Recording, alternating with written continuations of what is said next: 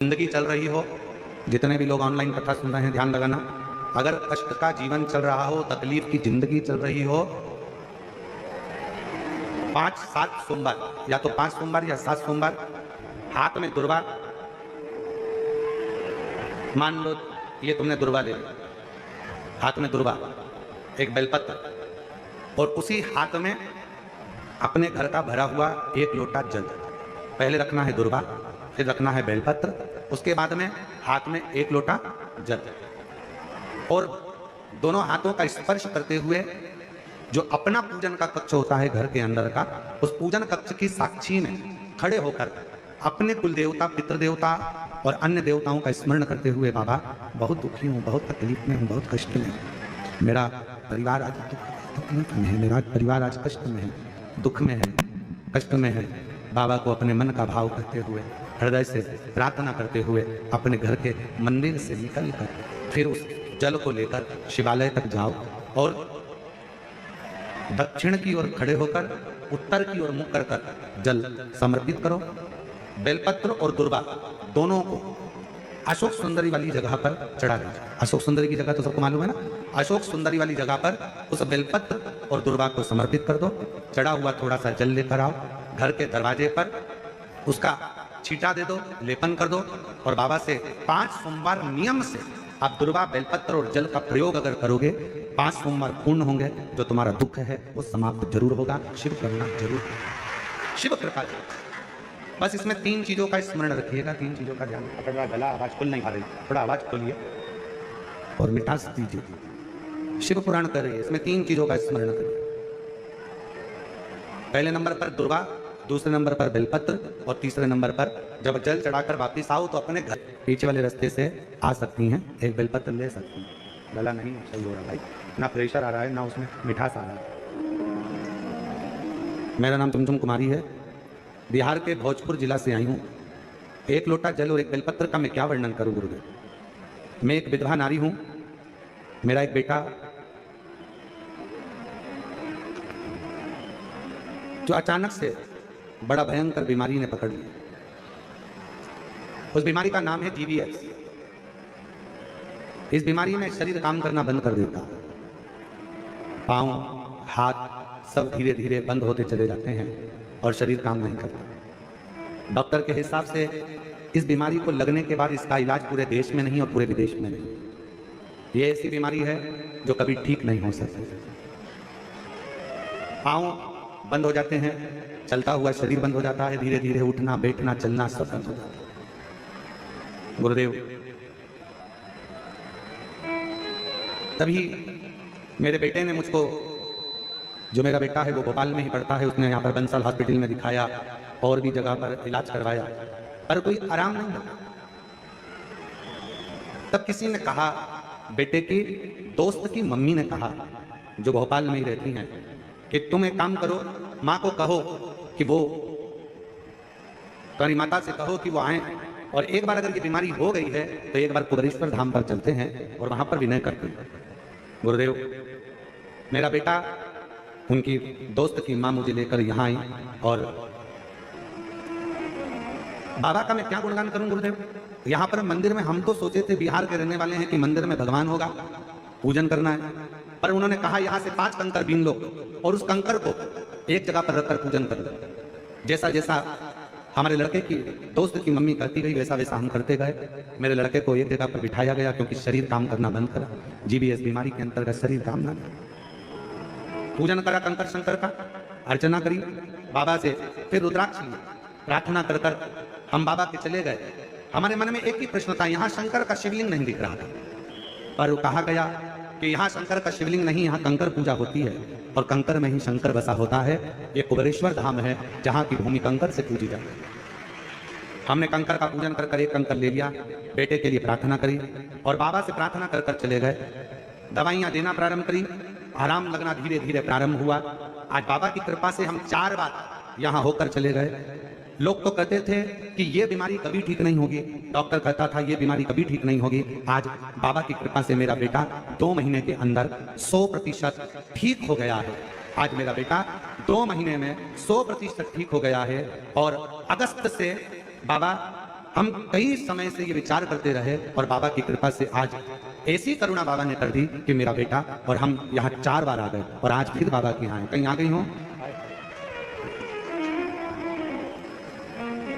और तेरी कृपा का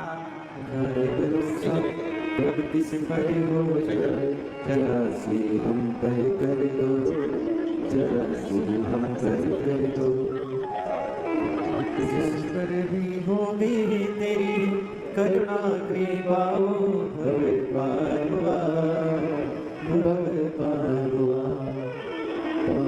हो चाहे जितना उसका भी बाबा उधार हुआ जामिल गणिका जैसे मन को तुम्हारे बार जरा से हम कर दो, जरा से हम कर दो। तेरी कृपा का क्या है भरोसा कब किसी पर हो जाए, जरा से हम कर दो। शिव करुणा सागर।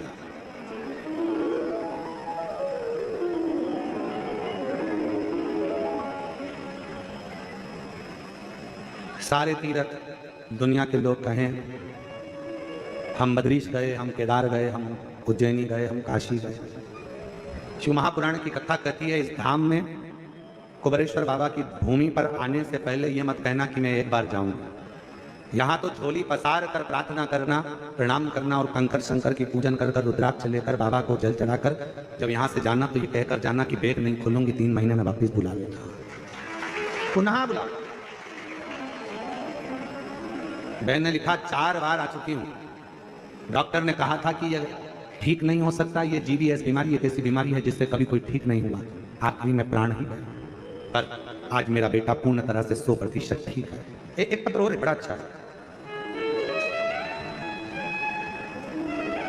मैं बबीता पति श्याम बेधड़क गोस्वामी, पता आर्यनगर शिवगंज धीमर वाली शोकोहाबाद रोड एटा उत्तर प्रदेश। मेरा मोबाइल नंबर ये है। एक लोटा जल और पशुपति नाथ का क्या वर्णन कर गुरुजी। मेरी भाभी 1 साल से हमारे साथ में रहती और उनके बेटी का जन्म डिलीवरी होने के समय उनको अपने ही सिटी हॉस्पिटल में लेकर गए तो डॉक्टरों ने ब्लड की कमी बताई, तो हमने उनको ब्लड चढ़वा दिया। ब्लड चढ़ाने के बाद उनकी तबीयत कुछ समय के बाद खराब हो गई। डॉक्टर ने ब्लड का बोला था, हमने ब्लड चढ़वाया और ब्लड चढ़ाने के बाद तबीयत खराब हो गई। जैसे ही तबीयत खराब हुई तो हमको दूसरे हॉस्पिटल में रेफर कर दिया गया। दूसरे हॉस्पिटल में पत्र को आप लोग LED पर आस्था चैनल पर पढ़ सकते हो, रेफर कर दिया, जिससे वहां जांच होने पर पता चला कि जो ब्लड चढ़ा था वो गड़बड़ हो गया था, उसके कारणवश उनको HIV की बीमारी हो गई। HIV पॉजिटिव की बीमारी आ गई। जब दवाई निकली नहीं, डॉक्टरों ने उनको फिर आगरा में रेफर कर दिया। हम उनको आगरा लेकर गए। डॉक्टरों ने जांच कर कहा कि इनको तो HIV पॉजिटिव है और ये बीमारी का इलाज आज तक नहीं मिला। HIV की बीमारी का इलाज आज तक नहीं, इसका कोई इलाज नहीं है। फिर बच्चा होना है और बच्चे पर भी असर आएगा, तब जानकर उसका बच्चे का जन्म होना है ऑपरेशन से। ऑपरेशन कराकर बच्चे का जन्म हुआ। डेली बच्चे का जन्म होता है पर वो HIV की बीमारी का कोई इलाज नहीं हो पाया। डॉक्टर ने कहा इनको घर ले जाओ। हम बच्चा और माँ को घर लेकर आ गए। फिर किसी ने कहा, एक महिला पड़ोसन ने आकर कहा कि पशुपतिनाथ का व्रत करो, 1 लोटा जल चढ़ाओ। सियोर वाला महाराज कथा कहता है, टीवी पर आती है, आसन लगाकर सुने। हंसने लगे, ये HIV की बीमारी है। तभी डॉक्टर कहता है इसका इलाज नहीं है, तो पशुपतिनाथ का व्रत और शिव पुराण सुनने से क्या ठीक होगी। बच्चे को और माँ को पलंग पर सुनाते कथा, बाबा का मैं क्या गुणगान करूं गुरुदेव। 5वां व्रत पूर्ण हुआ पशुपतिनाथ का और भाभी 5वें व्रत के दिन उनको बुखार आ गया। हम फिर उनको हॉस्पिटल लेकर गए, डॉक्टर को जांच कराया तो भी उनको पॉजिटिव ही HIV थी। मन में आया क्या करें, 5 व्रत भी पूर्ण हो गए। तब मन में आया कि किसी को सीहोर भेजा जाए। बाबा के धाम आकर यहाँ का कंकर उठाए ले गए, रुद्राक्ष ले गए, देना प्रारंभ किया जल, बाबा से विनती करी और आज बाबा की कृपा से यहाँ से जाने के बाद 3 महीने के अंदर फिर जांच कराई। बाबा की कृपा से पूरी रिपोर्ट नॉर्मल आ गई और HIV की बीमारी समाप्त हो गई। मन में विश्वास नहीं हुआ। हम पुनः आगरा फिर जांच कराए तो मालूम पड़ा कि HIV की बीमारी पूरी खत्म हो चुकी थी। आज हम बाबा की कृपा से अगर कहीं बैठे हों तो अपने आए हों तो बेलपत्र लेने के लिए आ सकते हैं। आ जाइए, यहीं से। आज बाबा की कृपा से पूर्ण तरह से स्वस्थ हैं और बाबा को हम यहाँ प्रणाम करने के लिए आए हैं। बाबा ने हमारी लाज रख ली और बाबा की कृपा हो गई। एक लाइन बहुत अच्छी है, आप और हम गुनगुनाते हैं। लुटा दिया भंडार काशी वाले, कर दिया माला काशी वाले जो जैसी भावना लाया वो वैसा ही फल पाया, जो जैसी भावना वो वैसा ही फल पाया, नहीं खाली उसे लौटाया वो मन ही मन हर्षाया, नहीं खाली उसे लौटाया वो मन ही मन हर्षाया, और कर दिया माला माल काशी वाले, लुटा दिया भंडार काशी वाले, लुटा दिया भंडार काशी वाले कर दिया माला काशी वाले। शिव पर किया गया भरोसा कभी टूटता नहीं, भगवान पर करा गया भरोसा कभी टूटता नहीं। एक बार फिर भाव से कहेंगे, लुटा दिया भंडार काशी वाले कर दिया माला माल काशी वाले, जो जैसी भावना सब गाओ सब, जो जैसी भावना वो वैसा ही फल पाया, नहीं खाली उसे लौटाया वो मन ही मन और कर दिया माला माल काशी वाले, लुटा दिया भंडार काशी वाले, कर दिया माला। माल काशी हमारे बीच में कैबिनेट मंत्री, कैबिनेट राज्य मंत्री श्रीमती सावित्री ठाकुर जी पधारी हैं, महिला बाल विकास एवं धार जिले की सांसद हैं। एक बार जोरदार ताली बजाकर उनका स्वागत।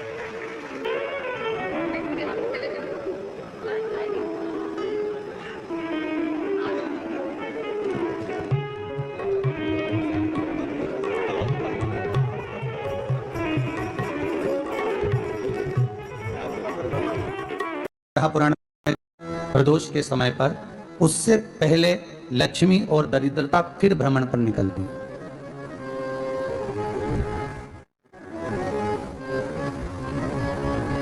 शिव भ्रमण कर कर जब वापिस आ जाते हैं, हिंदू धर्म में पीपल के वृक्ष की जो गणना बराह पुराण में करी गई है, 4 बजे से 7 बजे तक शिव के भ्रमण का समय बताया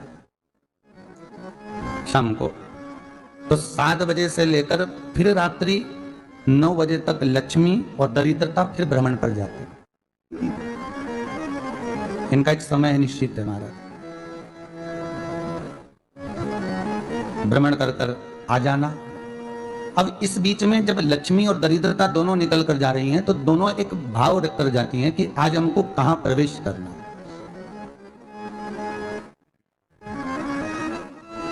आज हमें किस जगह पर प्रवेश करना है, आज हमें कहां पहुंचना है, आज हमें किस जगह जाना है। और जिस नगर में जिस मार्ग से लक्ष्मी और दरिद्रता निकल कर जाती है, ये दोनों का जब निकलना होता है, इनको स्थान दिया गया जहां पर स्वच्छता हो, घर के दरवाजे पर रंगोली डली हुई हो, द्वार पर जल छिटा गया हो।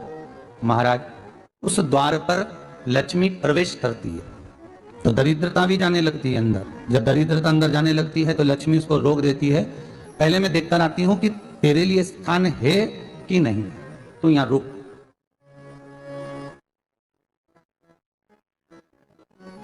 कुछ देर तक दरिद्रता बाहर खड़ी रहती है और लक्ष्मी जी की बड़ी बहन जब दरिद्रता बार बार अंदर जाने का प्रयास करती है तो लक्ष्मी जी कहती है, जी तू इतनी बड़ी होकर तुझे मालूम है, तू तेरा सम्मान होना चाहिए, आदर होना चाहिए, और तू अंदर चली जा और कोई तेरा सम्मान ना करे तो कितना बुरा लगेगा, इसलिए तू बाहर खड़ी है। मैं अभी आई, अंदर जाती है। और जब लक्ष्मी जी भ्रमण कर लेती हैं, अंदर प्रवेश कर कर आती हैं, और प्रवेश कर कर आती हैं तो दरिद्रता पूछती है चले अंदर, तो लक्ष्मी जी कहती हैं तुझे मालूम नहीं है क्या जी कि जिस घर में मैं प्रवेश कर जाती हूँ उस घर में फिर दरिद्रता नहीं जा सकती, क्योंकि ये तेरा वचन था। ये तेरा वचन था। अपन दोनों का जब मंगल विवाह हुआ था, मेरा विवाह जब नारायण के साथ में हुआ और तुम्हारा विवाह जब दुसाह मुनि के साथ हुआ, दरिद्रता का विवाह दुसा मुनि के साथ हुआ, जब अपना दोनों का विवाह हुआ था तो अपन दोनों ने एक वादा करा था कि जिस घर में लक्ष्मी प्रवेश कर जाएगी उस दिन फिर दरिद्रता नहीं जाएगी, और जिस घर में दरिद्रता प्रवेश कर जाएगी उस घर में फिर लक्ष्मी नहीं जाएगी। अब जब मैं अंदर देख कर आ गई हूं तो तू अंदर नहीं जा सकती, अर्थात लक्ष्मी के चरण जिस घर में पड़ेगा उस घर में फिर दरिद्रता प्रवेश नहीं कर रही। चलते चलते फिर दरिद्रता ने देखा और लक्ष्मी जी इसको लेकर गई, और लक्ष्मी जी ने देखा कि इसके दरवाजे पर जल नहीं छीटा गया, इसके दरवाजे पर ना रंगोली डली है, इसका द्वार साफ नहीं हुआ, इसके द्वार पर दीप नहीं है, इसके द्वार पर कलश नहीं है, इसके दरवाजे पर ढेर सारा कचरा पड़ा हुआ है, कोई श्वान कोई कुत्ता गंदगी भी कर चला गया है, कहीं बिल्ली ने गंदगी कर रखी है, कहीं जीवों ने कुछ गंदा गिरा रखा है। तो फिर लक्ष्मी जी कहती है, जी जी अब मैं होकर आ गई थी ना, अब तू जा, तू होकर आ, और दरिद्रता प्रवेश करती है।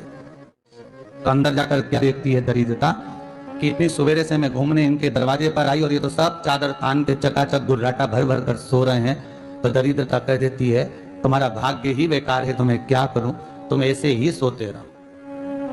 और दरिद्रता गुस्से में बाहर निकल कर आती है, लक्ष्मी से कहती, लक्ष्मी तू इसके घर में जाना ही मत। तो दरिद्रता को कहती है, जी जी तेरी बात नहीं मानूंगी क्या मैं? लक्ष्मी जी बोली, मैं तेरी बात नहीं मानूंगी, बिल्कुल नहीं जाऊंगी इसके घर में, तू चिंता मत कर। चल आगे चल, फिर आगे बढ़। ये लक्ष्मी और दरिद्रता का प्रवेश। आपके घर का द्वार, आपके घर का दरवाजा। फिर निवेदन करूंगा एक बहुत सुंदर बात, हमें महाराष्ट्र से सीखना चाहिए, हमें साउथ से सीखना चाहिए, दक्षिण से। जिस समय पर भक्ति देवी यमुना जी के घाट पर रो रही थी, अपने पुत्र ज्ञान और वैराग्य को गोदी में लेकर, समय देव ऋषि नारद ने प्रश्न किया था कि तुम कहां पर पोषित हुई हो, तुम्हें ऊर्जा कहां से प्राप्त हुई? तो कहा मैं गुजरात से तो चली हूं।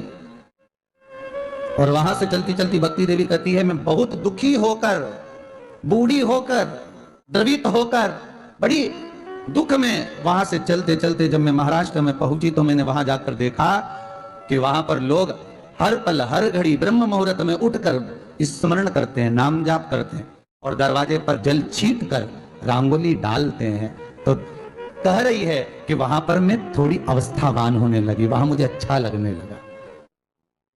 फिर जब मैं और आगे पढ़ी, दक्षिण में जब पहुंची, वहां पर जाकर मैंने देखा कि सुबह से उठकर मंगलाचरण, मंगला स्तोत्र और वेदों की ध्वनि होने लगी। वहां पर मैं और आनंदित हो गई। हमें कुछ चीजें महाराष्ट्र से सीखना चाहिए कि वहां रहने वाले जो भगत हैं, वारकरी संप्रदाय के जो भक्त होते हैं, वैष्णव जो धर्म के भक्त होते हैं, उनका नियम है सवेरे के समय घर में पानी है कि नहीं है, पर जब भी वो घर का दरवाजे के बाहर थोड़ा ना थोड़ा पानी तो छींट ही देते हैं। और छींटने के बाद फिर वहां पर, अपने यहाँ तो दिवाली पर रंगोली बनती है जी, और वहां पर रोज की रंगोली बन जाती है कि कभी हो सकता है परमात्मा राह भूल कर हमारे घर में प्रवेश कर जाए, इसलिए वहां प्रतिदिन की रंगोली।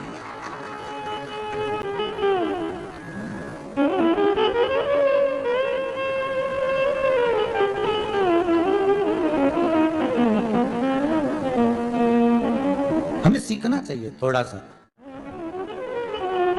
आज के जमाने में तो बहू अपने कमरे की झाड़ू लगा ले, वो ही बहुत बड़ी बात है। खड़ी खड़ी बहू ये देखती रहेगी कि नौकरानी सही से झाड़ू लगा दे, वहां से लगा के लाओ, इधर से हेड के ले जाओ, वहां से कचरा सोरो, वहां से पोछा लगाओ। खड़ी रहेगी, उंगली से बताती रहेगी, और इतना नहीं बनेगा कि सेविका से, नौकरानी से, दासी से कह दे कि तू मम्मी पापा के कमरे की लगा ले, मैं मेरे कमरे की लगा लूंगी, तू जा उधर। थोड़ा दया का भाव अगर होता तो उसके मन में भी आता कि मेरी बड़ी सेठानी तो अपनी जगह पर है, पर छोटी तो सेठानी की भी बड़ी सेठानी है जो मुझ पर करुणा करती रहती है। पर बड़ी तो कहे कि बेटा रहने दे, तू उधर ले जा, भाभी के कमरे में देख ले जा, उसके बच्चों का बड़ा खिलारा रहता ना, तू उधर देख ले जा, तू जरा उधर, माँ उधर भेज रही है। थोड़ा सेवा का भाव हमारे भीतर हो। और एक निवेदन तो हमेशा करा है और अब आज भी करता हूं, पूरे घर की सफाई करवाओ, पूरे घर में तुम पोछा झाड़ू जो चाहे करवाओ, मना नहीं है। पर एक निवेदन है, रसोई घर के अंदर बहू और बेटी ही जाकर भोजन बनाए तो अन्नपूर्णा सदा कृपा करती है महाराज। बहू और बेटी।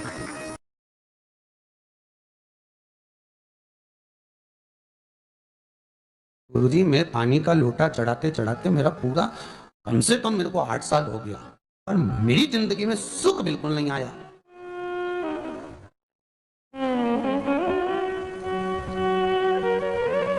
हमने कहा तूने कैसे चढ़ाया, वो भी तो सुने। तो कैसे, क्या स्नान करा और मंदिर जाके लोटा चढ़ाया पानी का। अच्छा, अब मैंने कहा तू चुप रहे। उसके पति, यहीं की इसी ऑफिस की बात है, भवन मंडी से, उसके पति से पूछा, हाँ जी वर्मा जी सही बताओ, पत्नी लोटा कैसे चढ़ाई।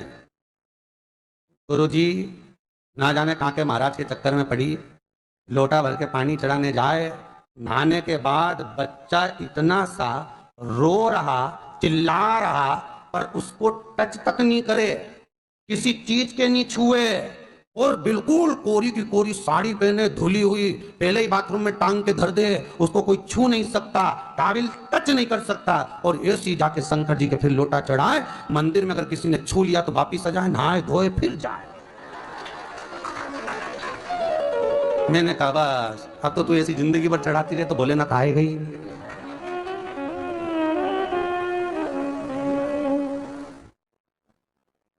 सत्य बोलो रे मिलेगा। कई लोगों ने पूछा शंकर को रिझाने के लिए कौन से कलर के कपड़े पहने कि शिव राजी हो जाए। शंकर को पाने के लिए कपड़ा बदलने की जरूरत नहीं होती, शंकर को पाने के लिए कलेजा बदलने की जरूरत होती है, शंकर मिल जाता है। कपड़े से शिव कभी नहीं मिला साहब। आप कौन से कलर के कपड़े पहन रहे हो, ये शिव प्राप्त नहीं करोगे हो। सफेद पहन लिए, लाल पहन लिए, केसर के पहन लिया, उससे शंकर नहीं मिल रहा हो। बहुत सारी रुद्राक्ष की माला धारण कर ली, हाथ में भी खूब सारा रुद्राक्ष पहन लिया, यहाँ पर भी पहन लिया, कान में भी रुद्राक्ष धारण कर लिया, जटा पे भी रुद्राक्ष लगा लिया, उससे शिव नहीं मिलने वाला हो।